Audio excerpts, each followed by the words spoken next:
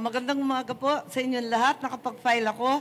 Ako yung ika-19 na kandidato na pumila para sa senador.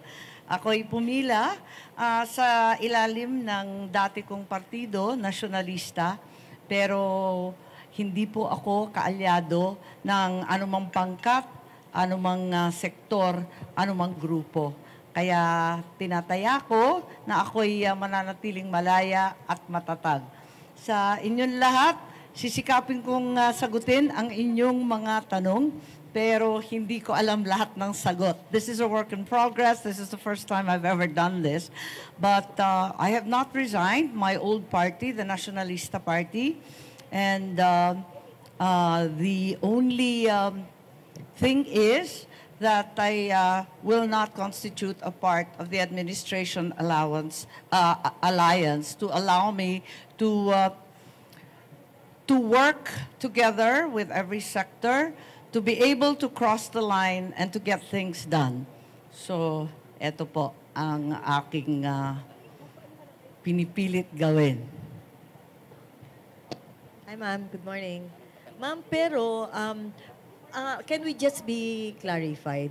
Apa. So, yung tama bang sabihin na nag-beg off kayo sa endorsement ng administration coalition? Gano'n na nga. Kasi baka magkaroon ng iba't ibang kulay at hindi masara yung pinto sa iba't ibang sektor, mas maigi na. Alam naman natin ang halalan, madugo, mainit, mabagsik ang usapin, mas mainam na wala akong kalaban. Ayoko kasi ng ganoon, ang nais ko talaga, hindi tumahak ng dalawang ilog, kundi maging yung iisang ilog, ang malaking tubig, ang dagat kung saan magtatakpo lahat ng ilog. Para makausap natin lahat ng sektor, tatayo ako ng mag-isa. At yung NP, dati ko na kasi partido yon at wala naman tayong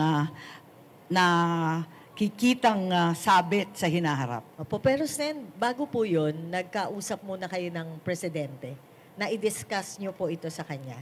Well, ang nangyari kasi, sabi niya,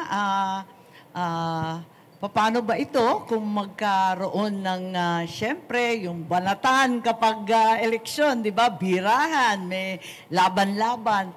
Napaisip ako Sabi ko, paano? Kahit hindi ako ang magsalita ng maanghang o mag-insulto o kutsain yung sino man, okay lang yun. Ako, kaya kong hindi gawin yun kasi hindi naman ako palaaway. Sabihin na ako'y matapang o di kaya mataray pa. Okay lang, pero hindi talaga ako palaaway.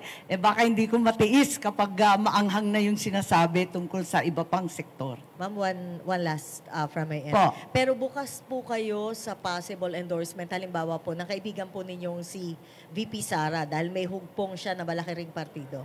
Hindi ko alam, hindi ko pa napapag-usapan yon. Ang akin lang, pinili ko na maging malaya para hindi na ako kakampi kanino man, laban pa sa iiba, mas maigi na.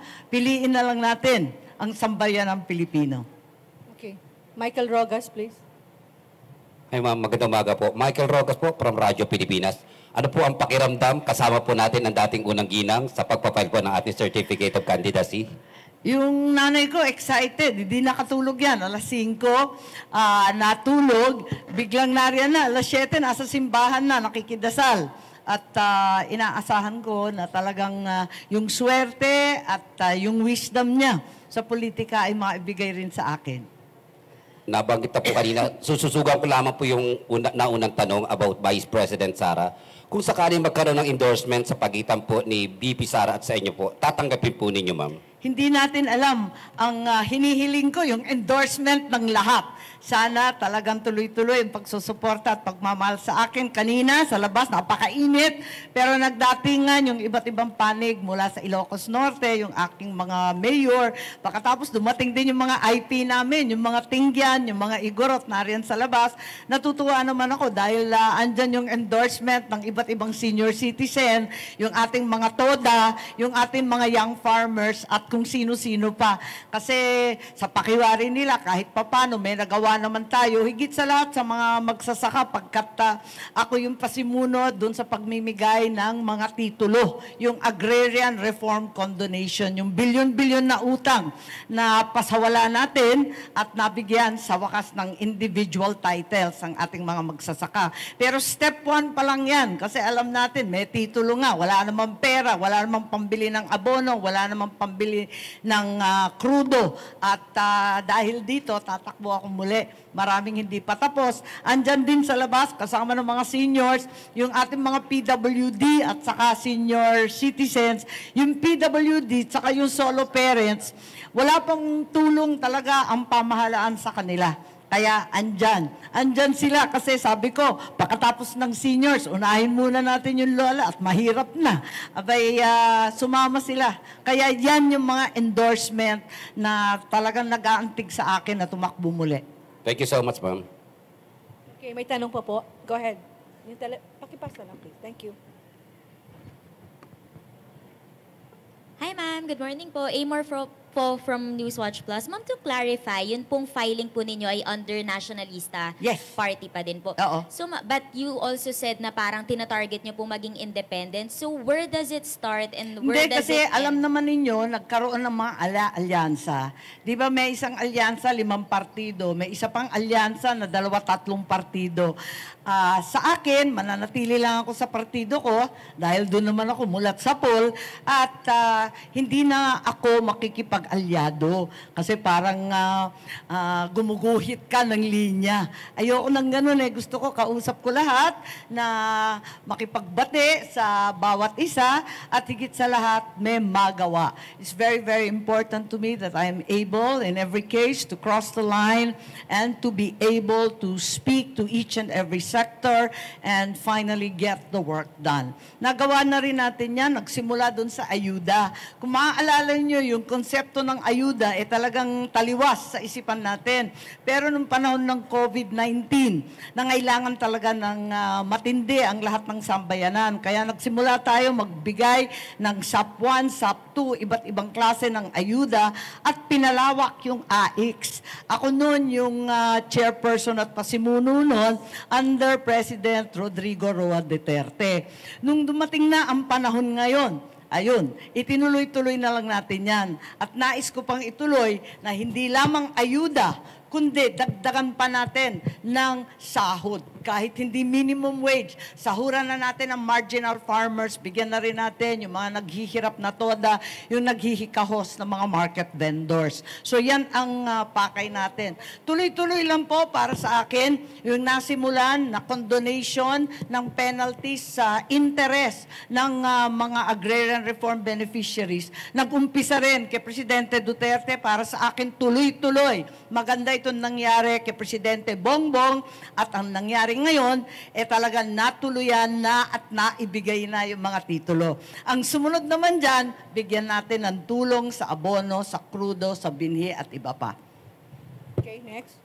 Go ahead. Just one more question po from me, ma'am. Would you care to comment po on the administration slate? Yun pong ngayon 11-man senatorial slate. May mga nagsasabi daw po kasi na same old faces and family members. Yun pong mga nandun sa slate. Would you care to comment on that po? Mahirap mag-comment, hindi na ako kabahagi eh. Pero sabi naman ng aking kapatid, okay lang, naintindihan naman niya. Lagi naman ako pasaway nung bata pa kami. Kaya sabi ng kapatid ko, ayos lang, susuportahan pa rin ako. Ako naman, hindi naman kami kailanman nag-aaway, hindi naman kami nagsasagutan o nagkakainitan. Ang amin lamang, talagang ito paniwala ko na higit ako makakatulong sa kanya at hindi siya malalagay sa alanganin.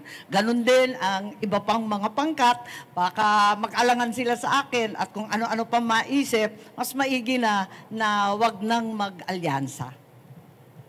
Okay. Good morning, ma'am. Dwight De Leon po from Rappler. Some pre-election surveys are placing you on the bottom half of the Magic 12. Does this worry you, and what can you say about some observations that baka daw dahil hindi kayo makapili ng isang side between the fight between your family and the Duterte family? Ang aga-aga pa para makinig sa survey. These are all so early. So tingnan natin as this goes. Ako lang, kayod marino pa rin lang. Ganyan naman talaga yung ginagawa ko. So ikot lang ng ikot.